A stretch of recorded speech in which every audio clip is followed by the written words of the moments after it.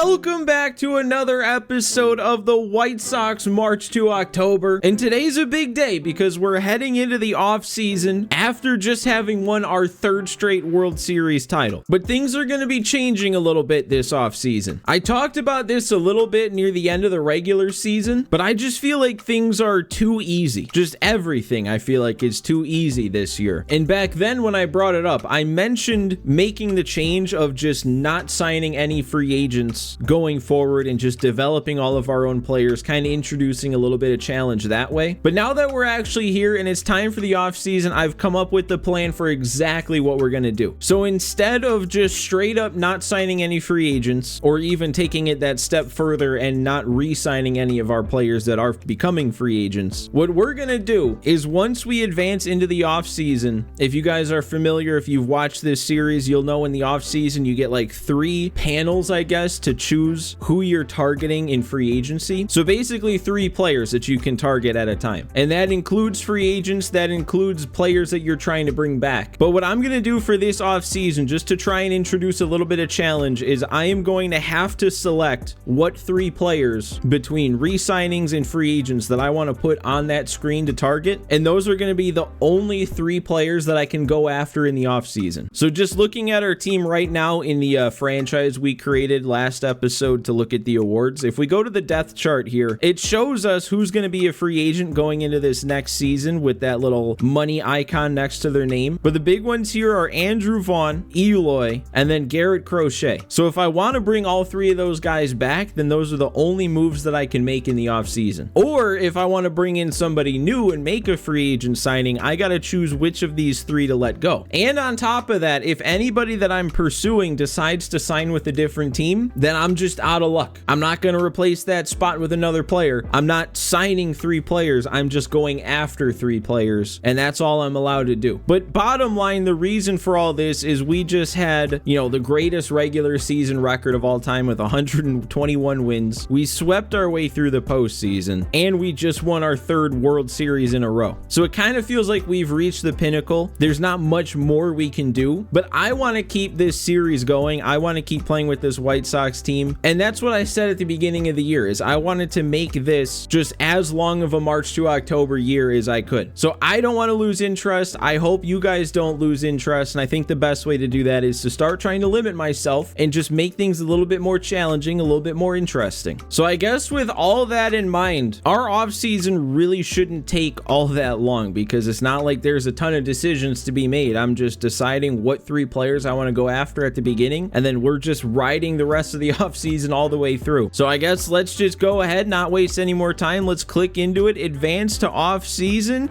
And here we go. And yeah, this is exactly why I wanted to do something like this, because even with how good of a team we have, how many good players we have, we still have $63 million of budget left to fill. So if I was just left to my own devices trying to make this team as good as possible, that is so much money to spend. So let's take a look at our team. And this now has Vaughn, Eloy, Crochet, and then the other 2 relief pitchers that I didn't mention. Max Stassi's gone, but this has all that accounted for. So this is what our team is looking like right now. And honestly, even if we didn't make any moves, we're probably doing okay. I mean, we still have an outfield of an 83 Austin Hayes, Luis Robert Jr., and an 84 Fletcher. Our infield is a 99 Vlad, a 90 Ezekiel Duran, Colson Montgomery. They have Nick Senzel at 3rd right now, but we also have Jordan Lawler. We also have Colin Houck. We also have Termarr Johnson, who's not showing up here, but he's still in the mix in the minors. Our starting rotation is unchanged, and then our bullpen, we still have Tanner Scott, we still have Clay Holmes. But I do think of the 3 players, the one guy that I really want to make sure we get back for sure is going to be Garrett Crochet. It's just so nice to have that 3rd big arm out of the bullpen, and he's been so good as our closer this whole March to October. I don't want to give that up. And wow, he's actually the 3rd ranked free agent in all of the MLB as a relief pitcher. That's actually kind of shocking to me, but we're going to go ahead and mark him down as the top priority right now. Now, I would like to bring back either Vaughn or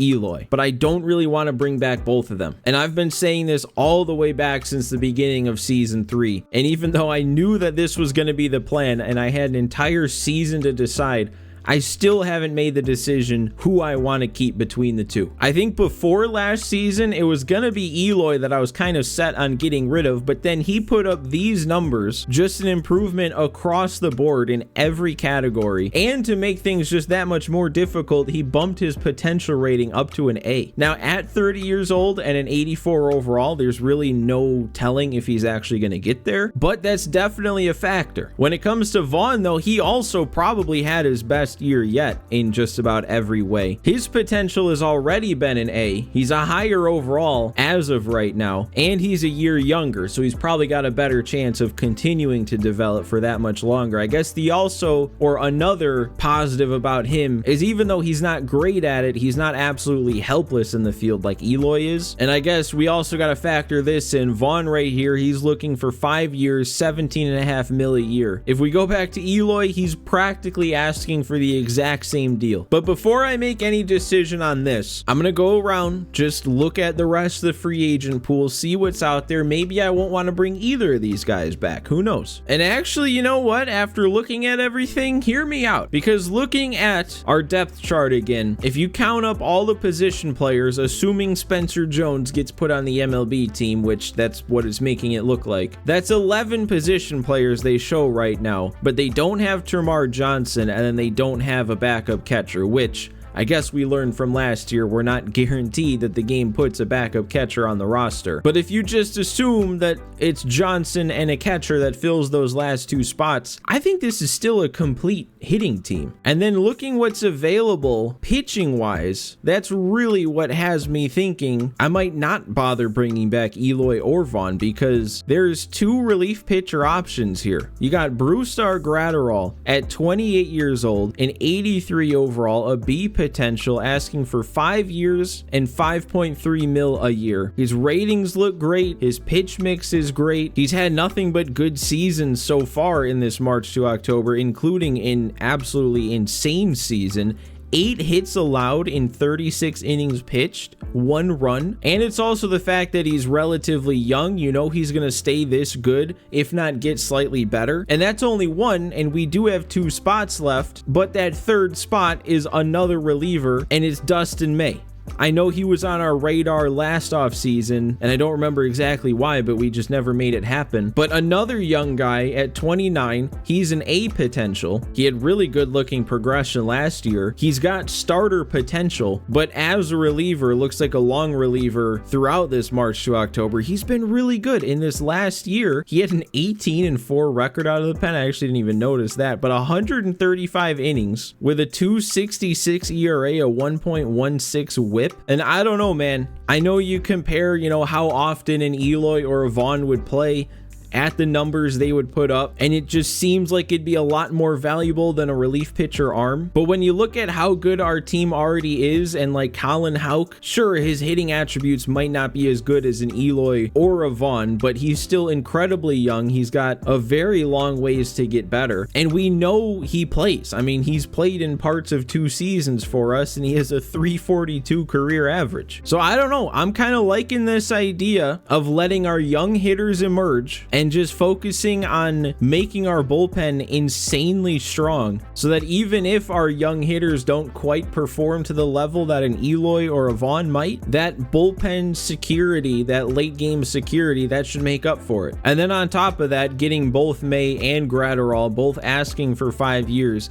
both young enough that I could probably give them more. I mean, that would ensure the quality of our bullpen for probably the rest of this March to October, along with the fact that we're also trying to re-sign Garrett Crochet, who himself is young and is also looking for a long-term deal. So yeah, I was really not expecting to do this. I was expecting to bring back either Eloy or Vaughn, but I don't know. This is just the way I'm feeling right now. I want to go all in on the relief pitching, which I guess might make for kind of a boring offseason, unfortunately, but I don't know. I feel like even if it makes for a more boring offseason, it might make for a more exciting on-season next year, because we'll see so many of our young bats involved. So I've got them here. I've got our positional and team needs set up, and I guess I'm locking it in. These are the 3 players that I'm going to be going after, and once I hit advance here, that's that. these are the only 3 players I can go after in this offseason. So we gotta hope that they all are convinced to sign with us. So let's see what happens. And the signings are starting immediately. Adolis Garcia goes to San Francisco. Freddie Peralta going to Arizona. That's a big one. And now we've made it all the way to our second week, which is a good sign because that means that there wasn't any of those last chance offers. Our interest from Crochet and Brewstar is definitely a little less than I thought it would be. I don't understand how Crochet's isn't higher. I mean, he just won 3 straight World Series with us. But especially with these being the only 3 players I'm going to go after, there's really no reason to make any moves until we have to, because I don't need to open up any of these spots to sign anybody else, so we can just kind of motor through this until something happens. Jazz also signs with the Giants. The Giants are making some moves. 8 years, $320 million. Oh, and I guess the other signing was also to the D-backs. That NL West looking to get a little competitive. And oh, it's gonna get even more competitive. Ozzy Albies signs with the Dodgers. Only 87 mil over 6 years for a 92 overall. That seems kind of low. And they're signing a big relief pitcher arm. Brewers signed another relief pitcher arm that I was also interested in, but I decided Brewstar and Dustin May were the 2 I wanted to go after more. And here we go again. No last chance offers. They do have other teams interested, all 3 of them. And I think getting Crochet up to 55% is big, because if we wanted to, we could use our guaranteed accept on him. And I do think if the situation arises, I will use it on him. So again, not much of a reason to do anything here unless something happens. So we just move on, keep trying to build up those interests, and I guess kind of cross our fingers that a last chance, well, there's our last chance. I was just about to say cross our fingers a last chance opportunity doesn't pop up. So let's see what we can do for Brewstar. I guess since his interest didn't make it up to 55%, we can't use the guaranteed on him. I don't think I would have anyway, just because I want to make sure we get Crochet. But I also want to do everything I can to get Brewstar. So I'm making this offer as high as I can make it. 68% is as interested as he'll get. But yeah, for him being 28 years old, I'm more than okay offering him 7 years. That's a long contract for a relief pitcher. I wonder if any relief pitcher's been signed for as long as that. But let's give it a try. Let's see if we get him. If not, we can only sign 2, and we didn't get him. Wow. So the new restrictions are already backfiring. And why would he sign with the team that we've just beaten twice, 2 seasons in a row? That's a shame. I wonder what they offered him. I think we'll actually get to, oh my God, hang on, what? It's also the last chance for Dustin May. Okay, at least he's a lot more interested. I could use the guaranteed on him too, but if I offer him the same 7 mil and bump up the money as high as I can, 83%, I mean, that seems like it should be fine, right? I still want to save the guaranteed for Crochet. I think he's the one I want to make sure we get back. So yeah, I'm gonna do this with Dustin May and hope 83% interest is good enough. And let's see. We did get him. Okay, it's not a complete failure of an offseason. So that's already 2 of the 3 moves that we can make taken care of. All we got left is Garrett Crochet. He's the sole priority, so he gets as much interest as possible. Let's see what Brewstar signed for. 3 years, 5.1. I wish it at least like made sense, you know? I wish it made sense when they signed somewhere else. We were offering him $7 million or 7 years for, I think it was like 5.7 mil a year. So not only is it more money in the short term per year, but it's more security being signed for over twice as long. I don't know, man. Shohei won the Cy Young with a 5.44 ERA. I guess nothing makes sense in this March to October. Well, I guess all that we really can do now is just continue on. Again, no reason to do anything with Crochet until we have to, or until he's at 100%. So we'll just keep going through. The Giants continue to get better. They are having a crazy offseason. This is going to be so interesting. It's going to be so interesting to see if they're good next year. Evan Phillips going to Miami. That's interesting. And well, here it is. A last chance opportunity with Crochet. We know we're going to get him. I don't really care about overpaying for him. We just signed a 29-year-old for 7 years, so signing a 27-year-old for 7 years is no big deal. The money's no big deal. We have plenty of budget, and we'll have plenty left over to sign or to re-sign Luis Robert next year, which he'll be a free agent next season. So no reason not to. We want Crochet. We don't want to go 1 for 3. So let's just go ahead, make this official, guarantee that we get Crochet. And just like that, our offseason is already over. Crazy, man. Also a couple more signings that didn't pop up, but the Padres adding 2 80 overall lefty relief pitchers just to make that NL West even more competitive. But yeah, all I can really do, I don't want to skip the rest of the offseason. I still want to go week by week, because then we get to see, you know, what signings happen as they happen. I'm sure at some point Eloy and Vaughn are gonna pop up. Kirk signs with the Pirates, though. That's an interesting move.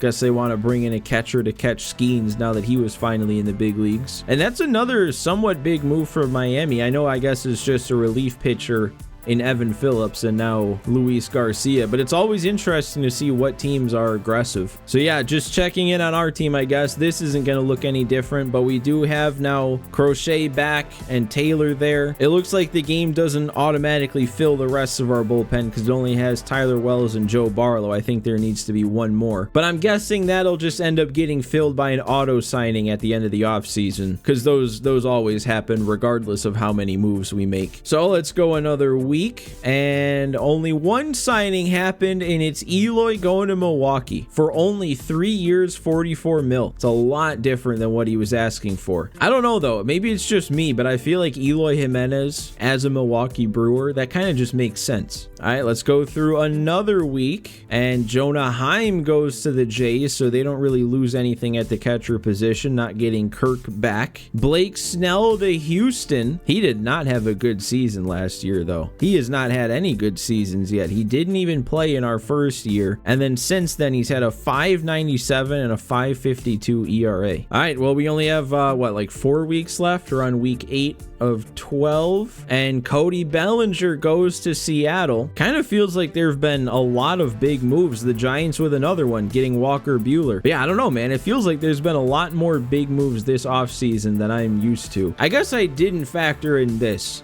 I didn't really factor in the possibility that this type of thing pops up, because I did say I was only going to target 3 players in the offseason, but if I never targeted somebody and they just pop up asking to be signed, I don't think Jordan Romano is somebody that I'd want to sign anyway. But if something more intriguing pops up, I don't know what I'm gonna do. For now though, I'll just say not interested, because like I said, I'm not really interested in Romano. And we continue on for another week. We're about to get into 2027 officially, and no signings happen over the Christmas break. And here's another one, but this one I'm even less interested in, Emilio Pagan, so we'll go ahead and skip that one. There have been more signings, they just haven't popped up, but I feel like, yeah, the Giants getting Patrick Sandoval at an 83 overall, that's another pretty big move. I really wish they let you see other teams' rosters and depth charts over the offseason, but you can't. I am so interested to see what these Giants are looking like, because adding Adolis Garcia and Jazz to the outfield at a 92 overall and a 96, and then Nico Horner at an 88 to that infield, and then I guess on top of that, 2 solid starting pitchers. I'd love to know what their team as a whole is looking like, because I don't really remember them being competitive yet in this March to October, so that's kind of coming out of nowhere. And the Brewers make another signing. That's the only one that popped up there.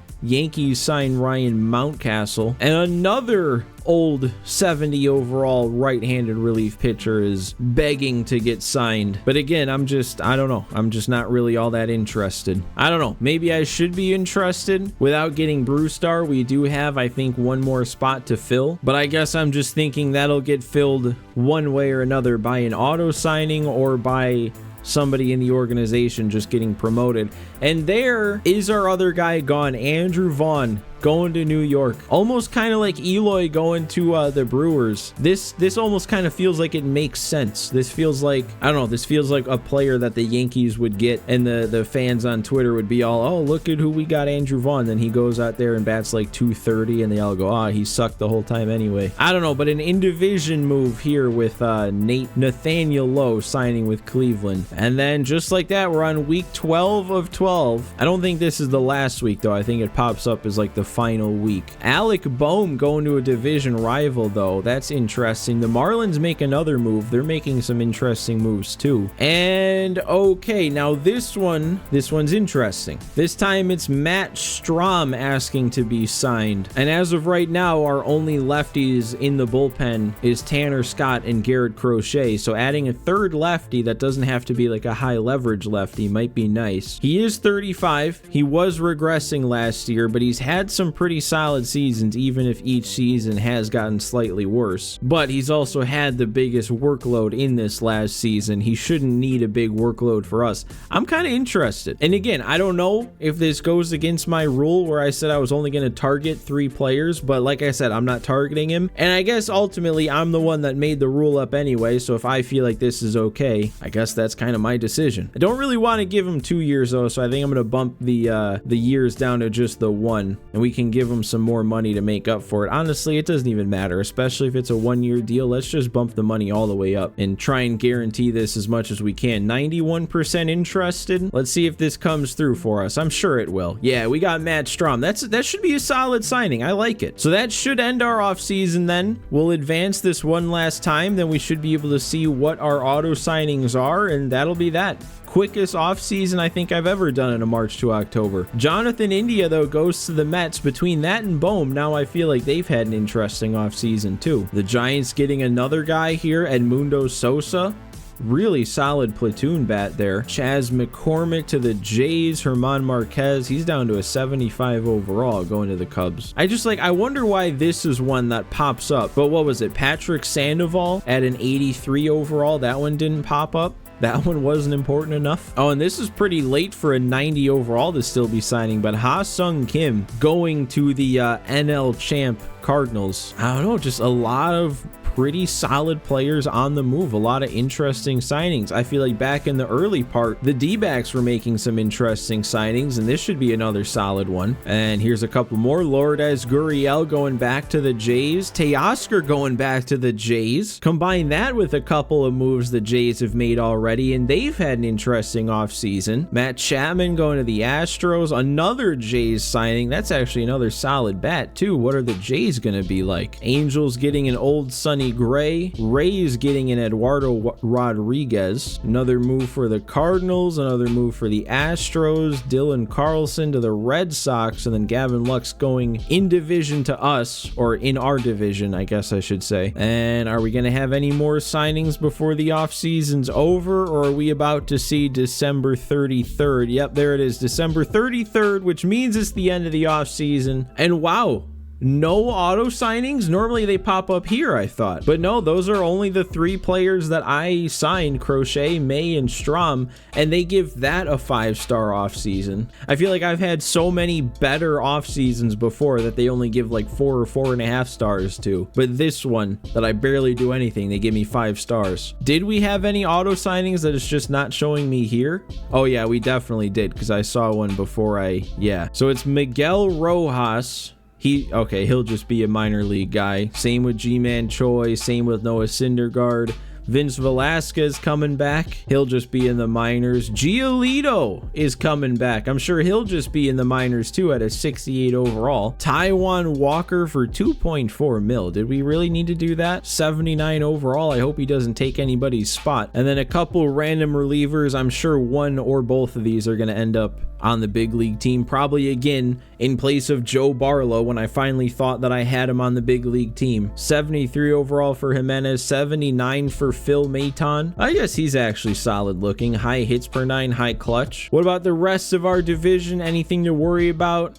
Cleveland's only signing was low. Tigers' literally only signing was a 67 overall lefty reliever. They're not even trying. The Royals, they kind of did, well, I was going to say they kind of did a lot, but I was just seeing Goldschmidt, and yeah, Goldschmidt's down into the 60s now because he's old. Old Schmidt. But I don't know, Lux, B potential 76. Same with Madrigal. I guess they're 29 and 30 though, so they're probably not going to get a whole lot better. Oh, and they signed Tukey. Completely forgot that Tukey was going to be gone. Still not really an offseason I feel like we have to worry about when it comes to winning the division. I mean, we can get, what do we win the division by? I think 40 games. So yeah, we could technically get a lot worse and the rest of the division get a lot better, and we still have plenty of room to win the division. And then yeah, I'm just really interested in these Giants. They did make one more signing of Jake Fraley, who is a really nice lefty bat against righties. I don't know. I'm very intrigued to see what these San Francisco Giants are going to be in the year 2027. But I'm sure we'll find that out soon enough. All we have left to do here is advance to the regular season. Our first matchup is against Cleveland, and that's that for the offseason. I guess normally I would wait until the opening day episode of the next season to go over what our lineup's looking like, but we don't normally do this little in the offseason, so we can look at this now. Let's see what the CPU has assembled for us on day one in 2027. So the offense looks like they did have Spencer Jones, they called up Tamar Johnson, and they called back up Garrett Hampson. So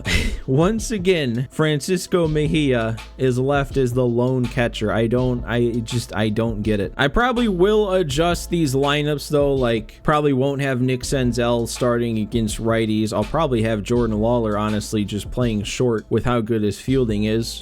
Move Montgomery to third, or Colin Houck plays third. I don't know what would be better. So then what about the pitching? Starting rotation looks normal, except for the fact that it's doing that thing that it always does where everybody's going down -1 to start the year. Oh my gosh, but look who's back. Look who has made his unwelcome return. Davy Garcia. I thought we were done with him, but he's back, forced into this major league roster at a 68 overall. There it is again, 3 out of 3 minor league options used up. I don't know why it wasn't a problem last year. I don't know why they didn't have a problem with just forcing him through waivers and putting him on the minor league team last year, but he's back. And they also did put the auto signing of Phil Maton in the bullpen. So who are we missing then? We're definitely missing Joe Barlow once again because of course. I guess we're missing Tyler Wells. Is that it? Yeah, I guess that's it in terms of who I'd actually want, because I don't feel like we need Miguel Castro. Don't really feel like we need Joe Jimenez. So I don't know, man. I feel like with a strong back end of the bullpen, and then also Grant Taylor and Dustin May to be above Garcia on the long relief depth chart, I don't even know how much he's even going to factor in. But I guess that's that. We are still ranked the #1 team in the MLB, projected to handily win the division with 96 wins. So I guess that does it then for our third offseason of this March to October, heading into year 4. In my opinion, we're looking strong as ever. Poised to make a four-peat. That's not a term. But yeah, guys, the March to October is still going strong. I'm holding to my word that I said at the very beginning of this year when MLB 24 came out, that I want this year to be as long of a March to October as I can manage. So hopefully after shaking things up a little bit, we should be in store for another fun season with these White Sox. But as always, guys, make sure you do me a favor and hit that like button if you enjoyed. If you're excited for year 4, don't forget to subscribe to the channel if you haven't already. But thanks for watching another one today, guys. Thanks for hanging out with me, and I will see you next time.